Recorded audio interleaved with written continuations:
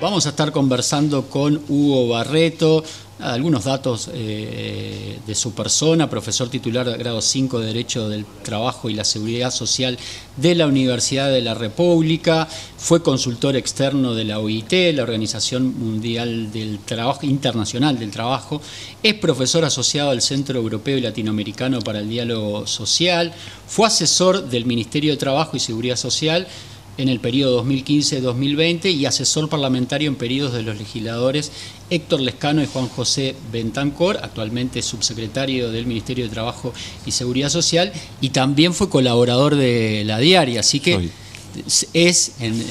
yo lo ponía en el pasado, me corrige muy bien, así que bienvenido a tu casa también, Hugo, de alguna forma. Gracias, así lo siento, realmente. ¿Cómo está el día?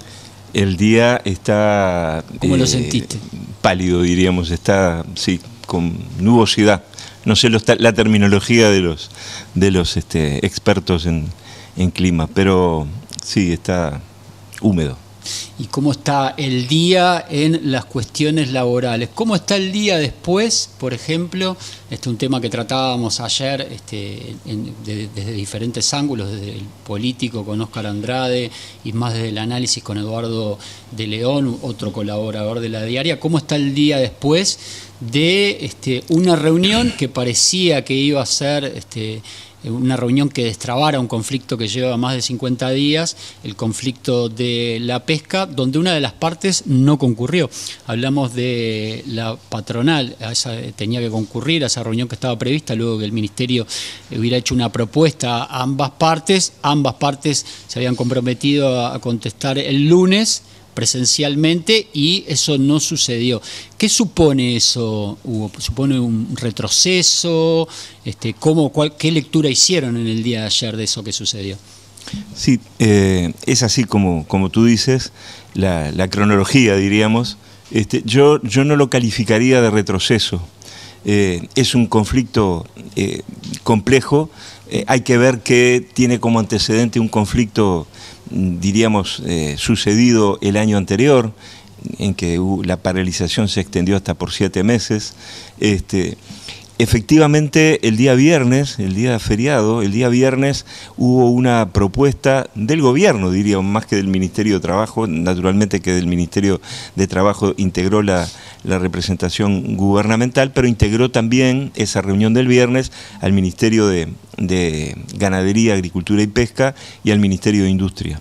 Esa propuesta, una más dentro de las que ha intentado, dentro de las que ha ensayado el Ministerio de Trabajo, esa propuesta fue, diríamos, llevada por las partes a sus respectivas organizaciones para discutirla, y se esperaba, como tú dices, se esperaba que el lunes, en una reunión convocada de manera tripartita, las partes retomaran la negociación en torno a una mesa, porque ¿qué es lo que había ocurrido en los últimos tiempos? Que los contactos, las negociaciones se hacían a través del Ministerio de Trabajo y en mesas separadas, por un lado con los trabajadores y por el otro lado con los empresarios, porque el conflicto adquirió tal característica que hizo imposible en algún momento la reunión de manera presencial y personal entre las partes. Hablando mal y pronto, no se pueden ni ver.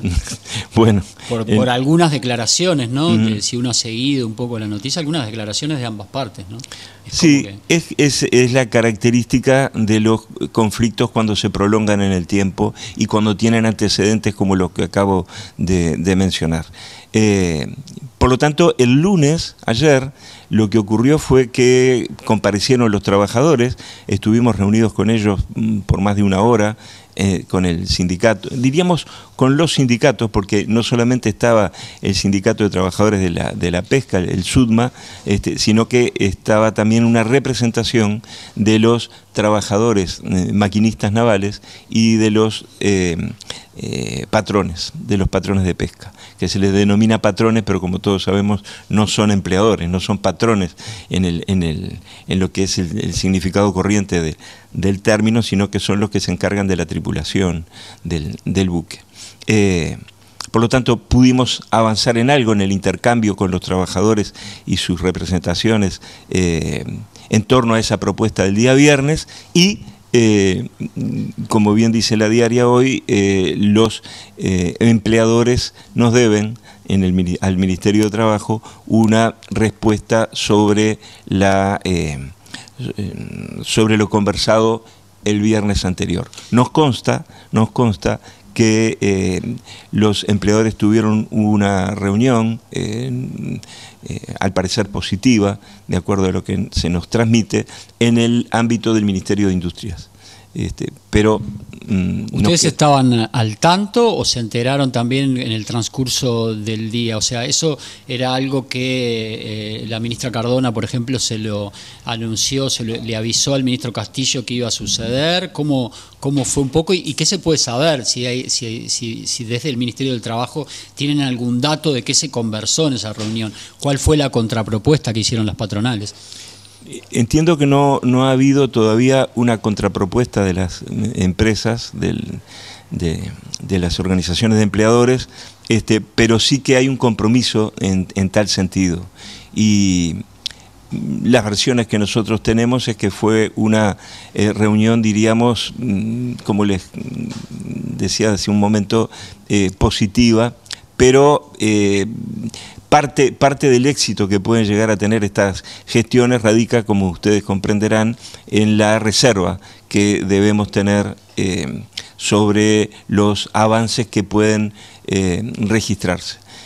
Lo sí constatable, y lo que les puedo decir, es que desde el punto de vista del Ministerio de Trabajo todavía no tenemos esa respuesta del lado de los empleadores, que a estar por la reunión mantenida ayer estarían elaborando como una forma de, diríamos, contraponer algún tipo de alternativa a un conflicto que está ciertamente complicado, hay que decirlo. Por lo que me decís, no sé si esta me la vas a contestar entonces, porque el viernes Castillo había dicho que no quería adelantar nada hasta el día lunes, hasta tener la reunión con ambas partes. No quería adelantar nada sobre la propuesta que se les había hecho a las dos partes del conflicto.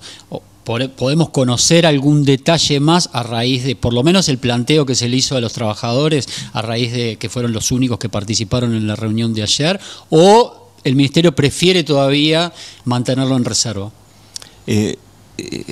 Si me lo preguntas así, preferimos mantener la reserva. Que el centro, digamos. Sí, lo que sí puedo decirles es que la idea nuestra es que el sector del trabajo en la industria de la pesca merece una revisión más integral por fuera, o además de el planteo que hacen los trabajadores. O sea, la visión del Ministerio de Trabajo es más, diríamos, omnicomprensiva de los perfiles, de las características que tiene el trabajo en la pesca. Por lo tanto, reitero, la propuesta no se agota en el punto planteado, en dar una alternativa al punto planteado por los trabajadores, sino que representa, diríamos, una visión más general de las particularidades del trabajo en la pesca, en orden a no dar quizás soluciones precisas y al momento, sino que también establecer procedimientos para continuar conversando y negociando sobre ciertos aspectos del trabajo en la industria de la pesca que merecen una, diríamos, relectura. Ya que el Ministerio de Industria quedó involucrado, quedó en el medio de esta situación, ¿cómo es la relación en este tema y en otros entre las dos carteras, entre industria y entre trabajo, dos carteras que deben tener que trabajar mucho juntas, ¿no? por razones obvias? Sí, la relación desde luego es muy buena. Y además hay algunos conflictos que, como tú dices, ameritan esa mirada de conjunto, no solamente en el caso de la pesca, señalo también el caso de la industria láctea, que en la situación vivida en la empresa Calcar y otras situaciones que se dan en el sector, también han merecido, diríamos, respuestas más generales y no exclusivamente en lo puramente laboral. Porque muchas veces los temas laborales obedecen, sí, a dificultades en las relaciones laborales o a reclamos estrictamente laborales, pero otras veces los problemas tienen que ver con la situación más general de la industria en orden a las innovaciones tecnológicas, a las problemáticas de mercado, a la provisión de materias primas, etcétera, que requieren una visión más general que no es exclusivamente la laboral, que es la que nosotros podemos aportar desde lo que son las competencias del Ministerio. Me quedó una sobre la pesca y después vamos a pasar a otros temas, y es el daño colateral, es ese daño que en este caso está afectando a uno de los sectores considerados más vulnerables, que son las trabajadoras de las plantas procesadoras. Ayer el senador Andrade decía: no se acuerden ahora de las trabajadoras de las plantas procesadoras porque estamos en medio del conflicto, y después para adelante se olviden, cuando se solucione el tema de que los barcos vuelvan a la cancha a pescar, nos olvidemos nuevamente de las trabajadoras de la pesca. Se han tomado algunas medidas de parte del Ministerio, porque obviamente ellas están paradas, no hay pescado, no pueden trabajar. ¿Y cómo ha sido la postura del PIT-CNT hacia ese sector? ¿Qué es lo que podés informar acerca de eso? Sobre la postura del PIT-CNT no tengo noticia, y bueno, seguramente sea necesario consultarlos, pero sobre la cuestión que tiene que ver con el trabajo en las plantas, aquí hay un punto interesante en este conflicto, y es que el año pasado no fue posible, diríamos, celebrar un acuerdo en el marco de los consejos de salarios, al punto que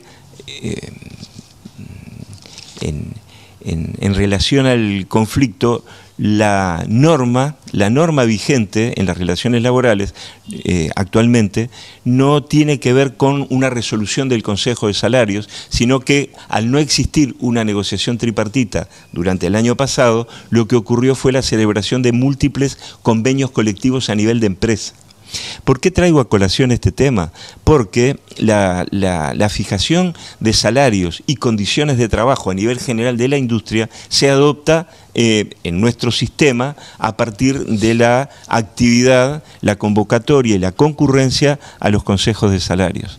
Yo estimo que esa problemática que tú señalas en torno a finalmente dar una respuesta pertinente y adecuada y en clave de mejora de las condiciones de trabajo, debería darse en el ámbito de negociación adecuado, que son los consejos de salarios, pero que bueno, que hasta el año pasado no fue posible su conformación en este sector, y aspiramos a que, superado el conflicto que nos tiene ocupados, pueda la industria de la pesca integrarse a la negociación corriente en nuestro país de manera tripartita en los consejos de salarios. Sí, mi referencia al PIT-CNT era en realidad porque no hay un sindicato fuerte ahí dentro de lo que son los trabajadores de la industria.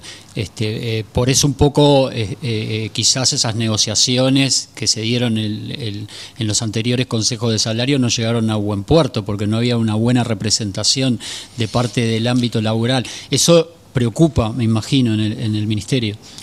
Sí, el Ministerio de Trabajo, diríamos, nuestro sistema de relaciones laborales en general, más allá del Ministerio de Trabajo, cuenta con este instrumento extraordinario que es la negociación colectiva de carácter tripartito. ¿Por qué es esto? Porque de alguna manera la convocatoria tripartita a negociar, yo no digo que suple, pero por lo menos apoya lo que pueden ser negociaciones colectivas extraordinariamente difíciles cuando hay una gran disparidad en el poder de las partes. Como tú señalas, en casos de sindicalismo débil, si se dejara al albur de la sola voluntad de las partes la negociación colectiva, como pasó en los años 90 en nuestro país, con la aplicación de las políticas profundamente neoliberales en ese marco, bueno, la negociación colectiva dejaría de existir.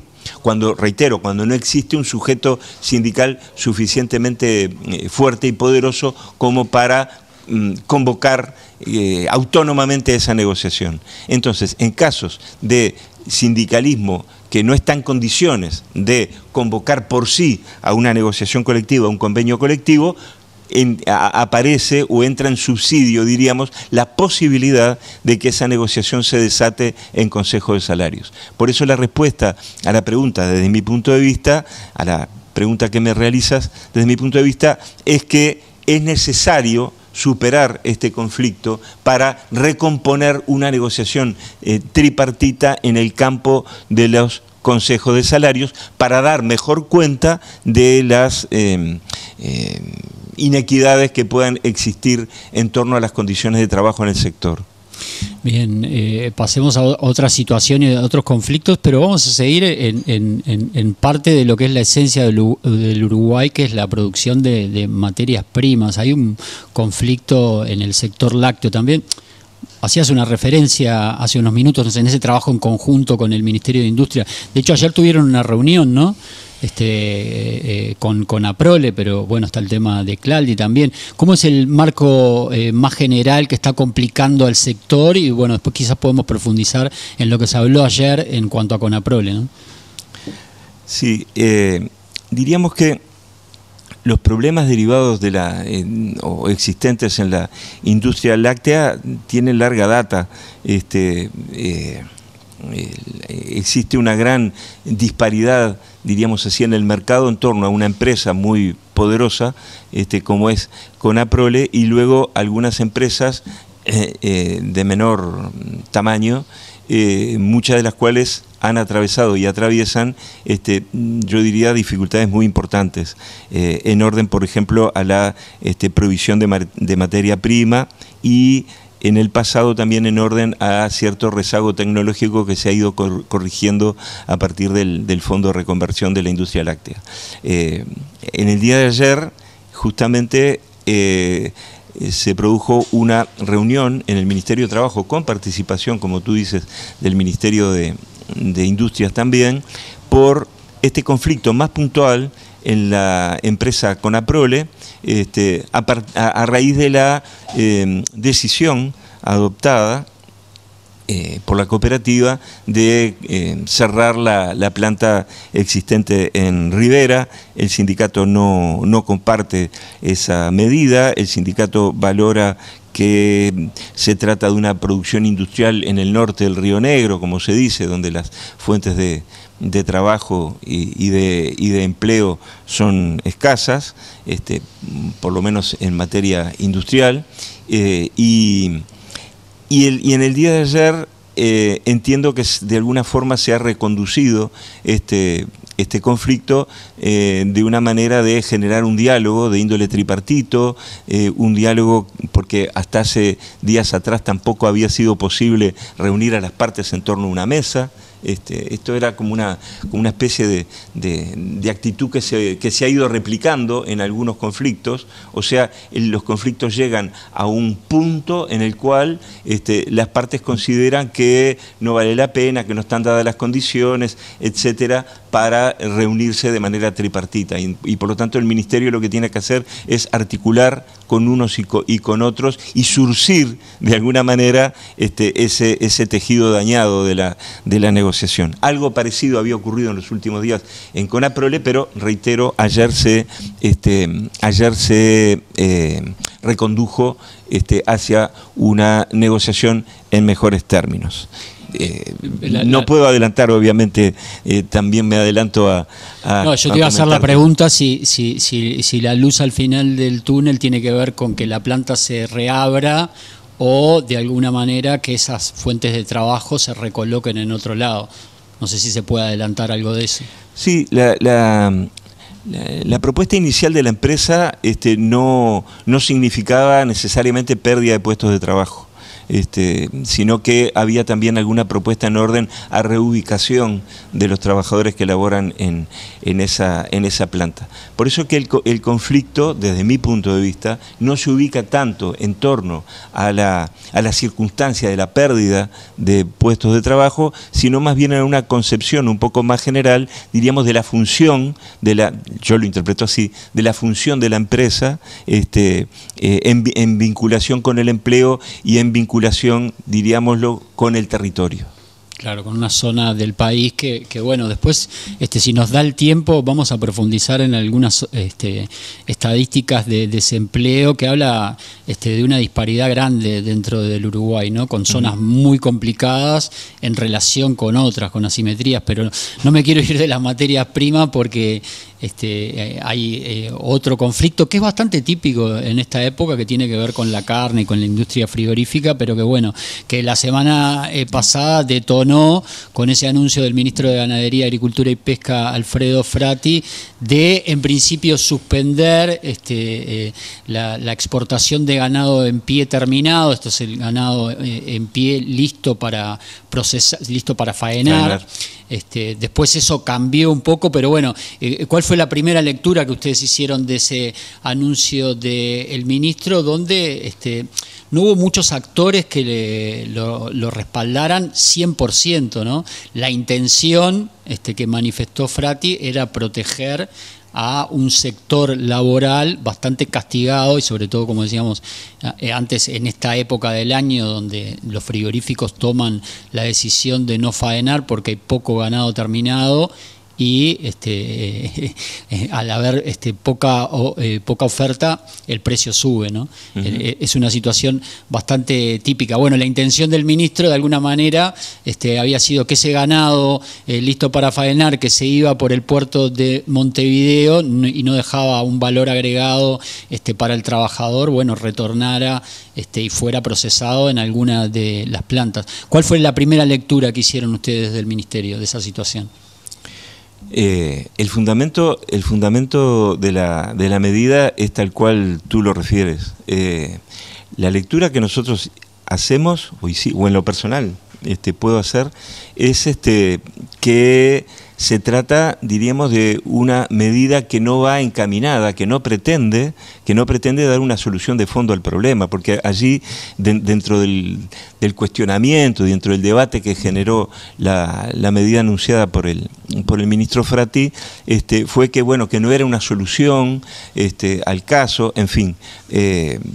Creo que no está planteada de ese modo, como que sea la solución para el problema de la desocupación estacional.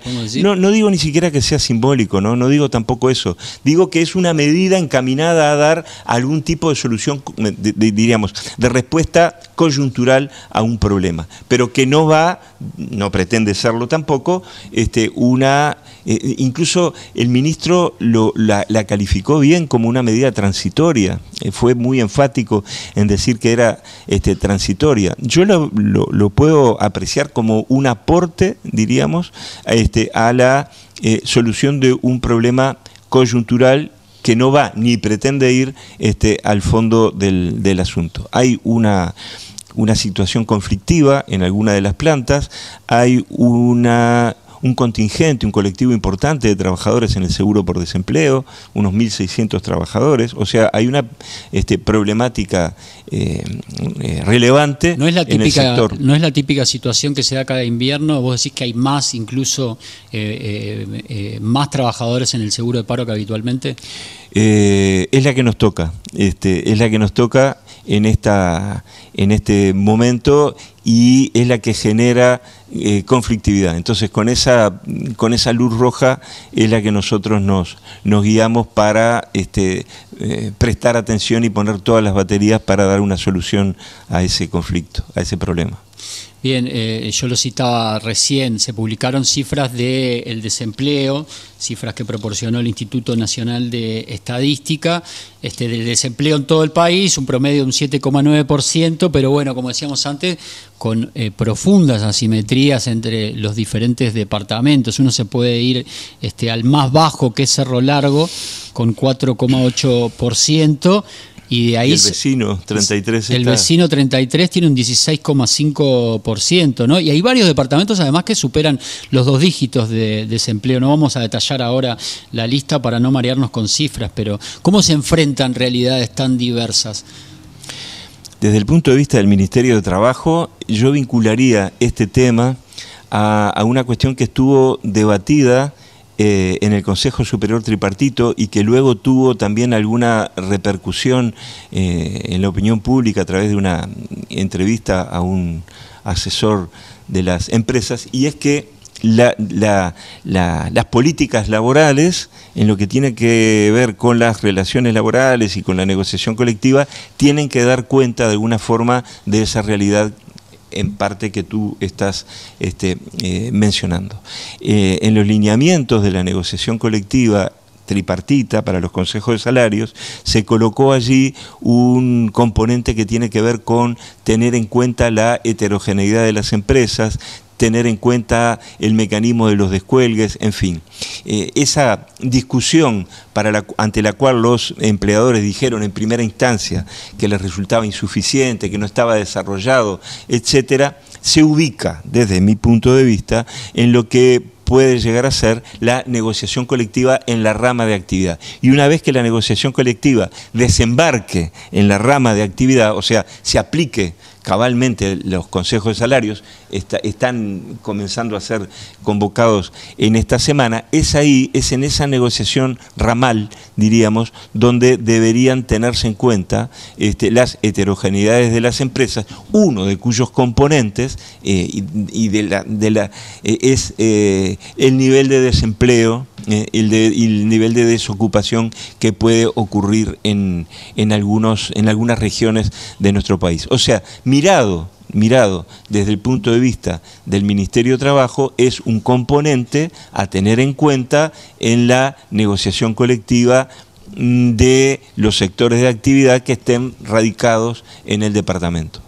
Ya que citaste los consejos de salario, que bueno, que se vienen, se dijo que en el gobierno anterior, en esas reuniones entre las partes, cuando se generaba un trancazo, un problema, y cuando el actor, Ministerio de Trabajo, tiene que intervenir, generalmente y en la mayoría de los casos laudaba a favor de los empresarios. ¿Eso es algo que ustedes tienen en la cabeza, que pesa, hasta diría, psicológicamente, y además es un gobierno de izquierda que se supone, ¿no?, en el pensamiento de la gente está siempre más del lado del trabajador?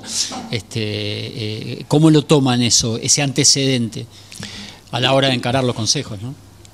Sí, los consejos de salarios resuelven, no son convenios colectivos en que se resuelve a través de un acuerdo entre las partes. Los consejos de salarios adoptan decisiones o adoptan resoluciones. Esas resoluciones pueden tomarse, en el mejor de los casos, de manera unánime por las tres partes, o se puede votar. La referencia que tú estás haciendo es a los casos en los cuales no hay acuerdo en los consejos de salarios y por lo tanto el Poder Ejecutivo y las partes deben adoptar una decisión por mayoría. Lo que se ha dicho tradicionalmente, pero eso es un elemento puramente ideológico, no tiene asidero en la realidad, es que los gobiernos de izquierda votan mayoritariamente con los trabajadores en los consejos de salarios.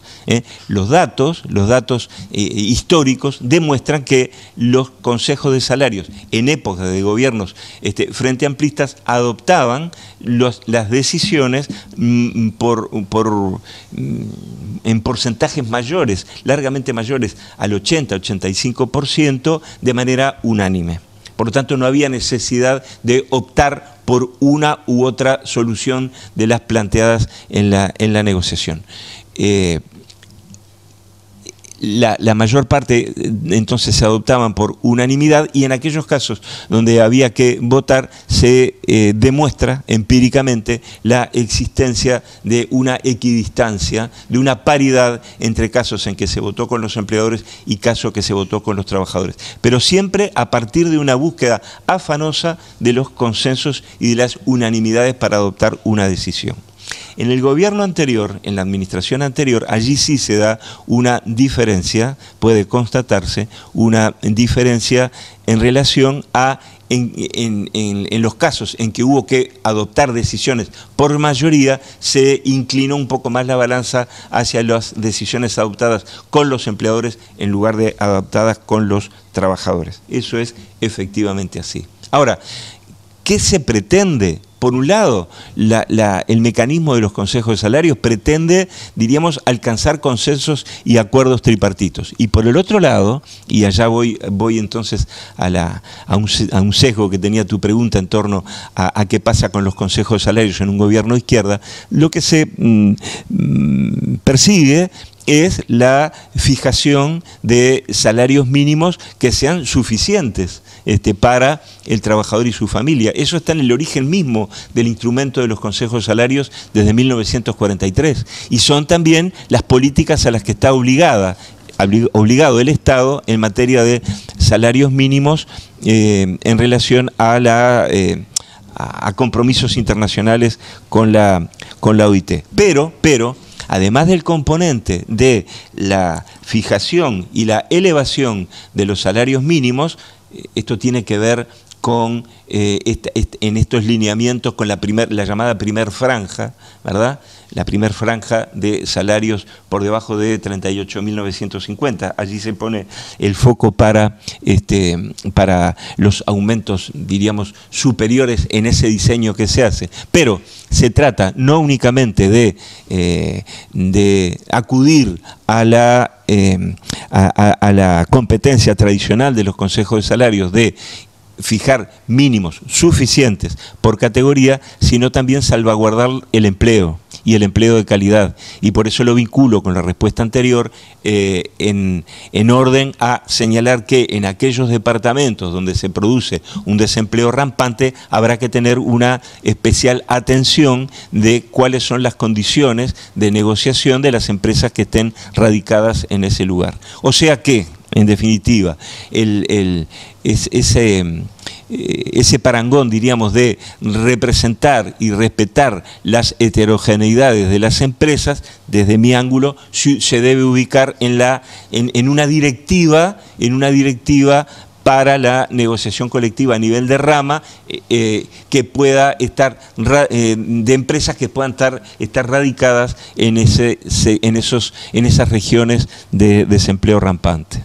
Y esto que te iba a preguntar, y va a ser la última pregunta, está relacionado con el tema. El PIT-CNT definió un paro general parcial de 9 a 13 horas para el 12 de agosto. La resolución responde a los lineamientos fijados por el gobierno para los consejos de salario, que era lo que estábamos hablando recién, y la conflictividad, que era lo que estábamos hablando anteriormente, en varias industrias. Sería el primer paro que el PIT-CNT haría en este periodo de gobierno. ¿Cuál es la lectura que se hace, o personal o desde el Ministerio de Trabajo, sobre esta medida que va a tomar la central sindical?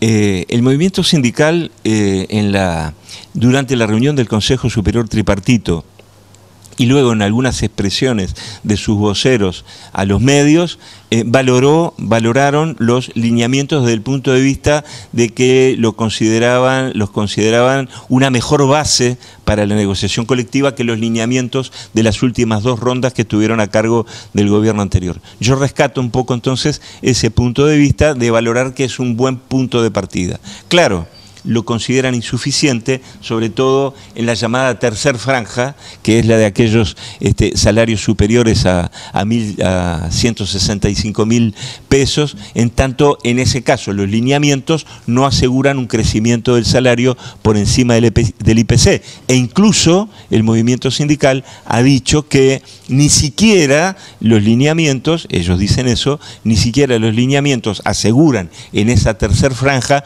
un mantenimiento del valor real del salario si la inflación tuviera un comportamiento superior al previsto del 4.5% anual.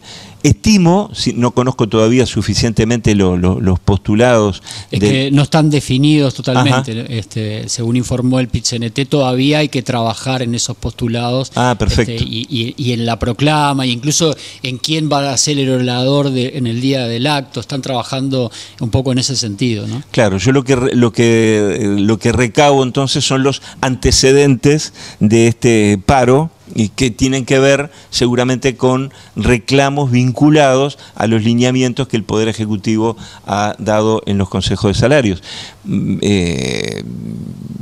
Y bueno, y es un derecho constitucional y no tengo nada que agregar a ese respecto. Solo sí decir que el Ministerio de Trabajo, diríamos, está poniendo al servicio de las partes, trabajadores y empleadores, todo el andamiaje, toda la estructura de la negociación colectiva en Consejo de Salarios, y ahora, a partir de mañana, se abre la negociación colectiva en el sector público, porque para mañana está convocado el Consejo Superior de la Negociación Colectiva en el sector público. Hoy hay un paro de los entes públicos. Hoy hay un paro de los entes públicos, exactamente, pero reitero, la negociación se va a desatar, inicialmente al menos, en ese ámbito que es el ámbito propio de la negociación colectiva en el sector público, con miras a los lineamientos que el gobierno va a plasmar en el proyecto de ley de presupuesto. Ayer mismo hubo una reunión que yo juzgo muy importante en el Ministerio de Trabajo con los sindicatos que efectuaron la reclamación por el tema de licencias médicas, con COFE, con el Sindicato Representativo de Trabajadores del Poder Judicial y de los entes autónomos. Allí también hubo una reunión que considero auspiciosa para dar una solución a un tema en el que todos somos críticos de la solución vigente en materia de licencias médicas y certificaciones. Hay que recordar que cuando era oposición el Frente Amplio no votó este conjunto, este bloque, diríamos, de normas, y todos en la mesa entonces estamos de acuerdo en la necesidad de modificarlo. Hay un plazo, como ustedes saben, para esa negociación, porque la OIT, a partir del reclamo presentado por los sindicatos públicos, diríamos, autorizó un plazo de 6 meses que vence el 31 de agosto para que pudiéramos encontrar a nivel nacional un acuerdo. Y ayer se abrió entonces una perspectiva, desde mi punto de vista, interesante para en un doble carril, tanto en lo que hace al estudio más técnico de cuáles son las patologías prevalentes que hacen que los funcionarios públicos se les otorgue licencias y certificaciones médicas por un lado, y por el otro lado, en otro carril de la negociación, cuál debería ser el futuro régimen en materia de licencias médicas. Hay mucho tema en desarrollo, mucho tema en evolución, por decirlo de alguna manera, así que lo más seguro que en algún otro momento te convoquemos aquí a esta mesa de café para seguir con algunos de estos temas que hemos tratado hoy y otros nuevos que se generen. Gracias por esta participación, y si no, te leeremos en la diaria en algún momento, en alguna próxima columna. Gracias por esta participación entonces. Gracias a ustedes, es un gusto para mí.